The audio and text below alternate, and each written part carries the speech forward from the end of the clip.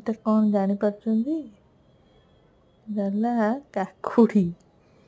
ଏଡ଼େ ବଡ଼ କାକୁଡ଼ି ହେଇଛି ମୋ ଛାତ ଉପରେ ଦେଖି ଏତେ ଖୁସି ହେଇଗଲି ମୁଁ। ଆମେ ଯାଇଥିଲୁ ଟିକେ ମୋ ବାପ ଘରକୁ, ଆସିକି ଦେଖିଲା ବେଳକୁ କାକୁଡ଼ିଟା ଏଡ଼େ ବଡ଼ ହେଇଯାଇଛି। ବହୁତ ଛୋଟ ଥିଲା ମୁଁ ଯେତେବେଳେ ଯାଇଥିଲି, ତ 2 ଦିନରେ ଏତେ ବଡ଼ ହେଇଯିବ ମୁଁ ଜାଣିନଥିଲି। କଣ୍ଟା ଗୁଡ଼ା ତଥାପି ଅଛି, ଆହୁରି ଫୁଲଟା ବି ଝଡ଼ିନି, ଆଉ ଟିକେ ବଡ଼ ହେବ ବୋଧେ।